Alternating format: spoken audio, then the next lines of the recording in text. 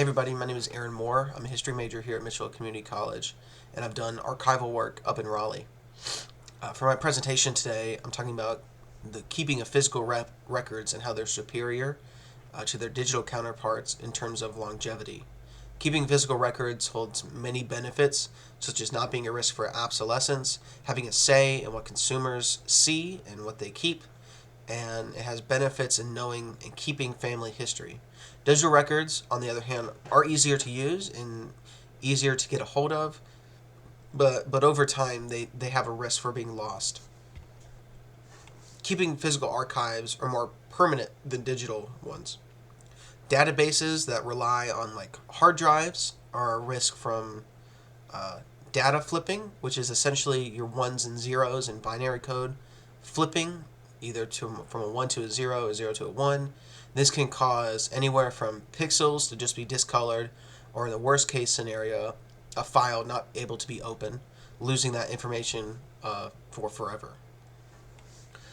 Obsolescence is another ongoing risk for archivists, historians. Many of the hardware that has been used, like floppy disks, VCRs, CDs, those get outdated over time.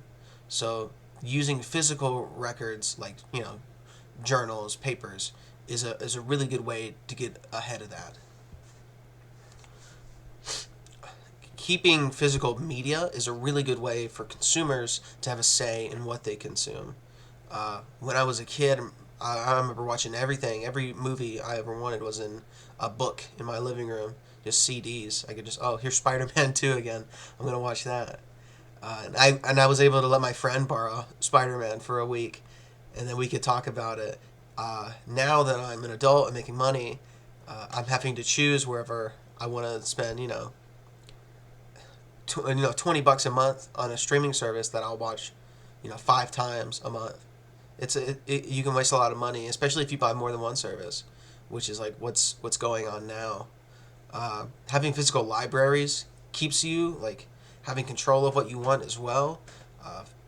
And physical media in terms of CDs is usually a lot better quality than their digital counterparts. Like if you have an album you like, get it on CD, listen to the CD, and then go back to Spotify or Apple Music. You can hear a really distinguished quality in the CD and compared to the streaming service.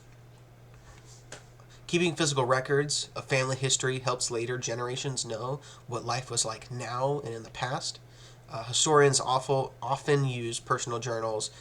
They find to study what the person they're studying was thinking of, how they thought. First-hand information is so important for historians and archivists. It's the foundation of the entire study.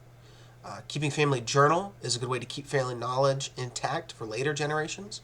I'm sure your grandparents have experiences that you don't have, and so on and so on and so on.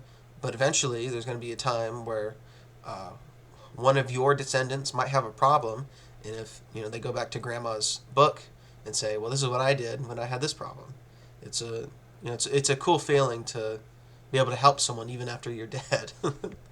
And keeping physical photos as well is a really good way to know what the past looked like. I remember at my grandmother's funeral back in 3 years ago. We were going through pictures for her funeral, and we found this photo of my 4th great grandfather and grandmother, and the feeling of going, "Hey, that looks like me," was really cool. To know that my family was back there, to know that people looked the same. They probably had their own struggles and all that. So in the end, keeping physical records is a good way to ensure longevity of media and its personal information. You don't need to worry about having an internet connection to write down your thoughts and experiences. Just the will and the want to preserve who you are and what you're like. One day, we're all going to be dead. And it'd be a shame if the future generations didn't know who you are. Thank you.